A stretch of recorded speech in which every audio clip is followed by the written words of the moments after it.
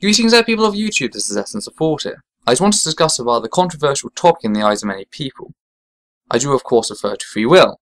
Now I want to discuss something in particular. Is free will physical or spiritual? And how can we really test this? Well, what do each of these terms really mean before we begin? We need to operationalize them. When a person talks about physical free will, they are on about the chemical and electrical signals working together to create what someone may class as free will. While spiritual free will just means that we have been given some kind of an essence of free will in our spirits and souls. But how can we find out which is the free will that we really have and which one is just a fictional creation? It's actually more simple than you might imagine, and here is why. If free will is a truly spiritual creation and exists outside of the physical world as we know it, you'd only be able to control it in a spiritual manner, such as a demon or through the will of some deity. However, if it is physical, free will can be affected by either chemicals or electric processes. We can test one, but we can't really test the other. However, luckily for us, there is evidence for the testable side. But first, as with the authorization of the definitions of either type of free will, now I have to operationalize the independent variable. This is the item that you measure in order to see if something has or hasn't been affected in some way. And I think I just have the thing for free will. I think we can all agree that if you can do something either chemically or electrical, which then allowed you to order a person to remain still whilst you kill them in a slow manner, that it would be a clear breach of free will, and thus would prove to be a physical phenomenon as opposed to a spiritual one. In which case, I must say, challenge accepted.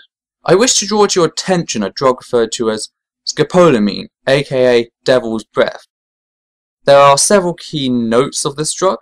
1. The victim remains coherent. To all other people, you look normal, you move normal, you have your normal memory, the lot. However, though you have access to your long-term memory, like other drugs, it prevents you forming new long-term memory, so you will not remember what happened once the drug wears off.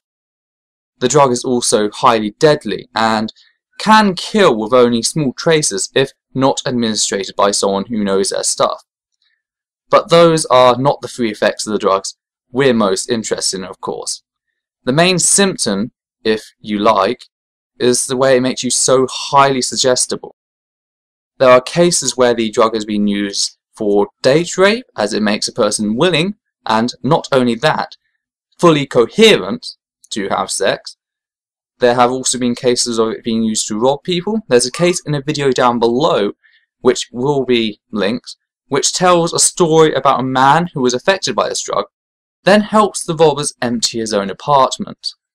When he'd asked the doorman why he'd allowed him to do that, the doorman stated, "Because you had told me so," and clearly had not seen much of an alteration in how coherent the man was. So as you can see, the drug is being put to use illegally. However, it does also serve some medical uses and not to be outright attacked as a terrible drug. It's only terrible when in the wrong hands, the same as many other substances. So where did this drug originate with one of its earliest known uses? The answer is in Colombia, of course, the origin of the drug. When Colombian leaders died, the substance was blown onto their wives, who would then be ordered to climb into the grave with their masters, and would slowly be buried alive. Now, this was a practice that many ancient civilizations around the world partook in, but often you will find that their wives were bound, very rarely would they do so willingly. This drug, however, removed all of that and made it easy for the other people to get them in and keep them there as they piled the soil on top of them. This, of course, would lead to their deaths. If free will was a spiritual item, why would a physical chemical have such an effect upon it? The answer is all rather clear, of course. It isn't spiritual in the least bit.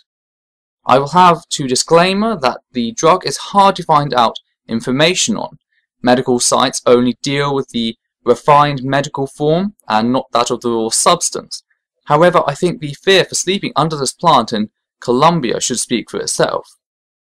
I shall post a couple of links down below so you can all have a little read if you wish, as well as some of the documentaries on the substance. This is Essence of Thought. Thank you for watching. It has been a pleasure. Out.